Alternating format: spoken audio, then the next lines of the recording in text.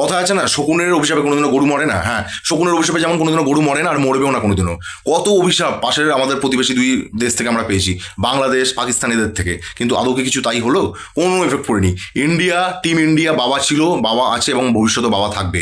হ্যাঁ, বুক ঠুকে বলতে পারি এই কথাটা কিন্তু বুক ঠুকে বলার মতনই কথা। কারণ প্রথমে ব্যাট করে 255 রানের যে টার্গেটটা দিয়ে দিয়েছিল ইন্ডিয়া, সেই টার্গেটটা দেখেই কিন্তু মানে নিউজিল্যান্ডের প্লেয়ারদের প্যান্ট গিলি হয়ে গেছিল, প্রথম কথা। দ্বিতীয় কথা যেটা, সেটা হচ্ছে ইন্ডিয়া কিন্তু একমাত্র ওয়ার্ল্ডের টিম, ক্রিকেট টিম, যে টিম কিন্তু মানে পরপর দুবার কিন্তু চ্যাম্পিয়ন হলো T20 ওয়ার্ল্ড কাপে, এবং মানে টাইটেল ডিফেন্ড করলো আর কি। তো এই সব মিলিয়ে আজকে প্রথম থেকে অভিষেক শর্মা কিন্তু সত্যিকারের, এবং সঞ্জু স্যামসন কিন্তু সত্যিকারের যে ওয়ার্ল্ড কাপের ফাইনালের মতো কিন্তু আজকে মানে ম্যাচ কিন্তু খেলেছে আজকে 255 রানের টার্গেট মানে ডিফেন্ড করতে নেবে, কিন্তু নিউজিল্যান্ড মাত্র 159 রান অল আউট হয়ে যায়। জাসপ্রীত বুমরা দুর্দান্ত বল করেছে, মাত্র 15 রান দিয়ে 4 উইকেট নিয়েছে, এবং অভিষেক শর্মা একটা 50 করেছে, এবং সঞ্জু স্যামসন 89 রানের একটা দারুণ ইনিংস খেলেছে, ঈশান কিষান একটা 50 করেছে, সবাই দারুণ খেলেছে। এবং শেষ দিকে নেবে শিবম দুবে কিন্তু একটা দুর্দান্ত 28 রানের একটা ক্যামিও খেলে দিয়েছে।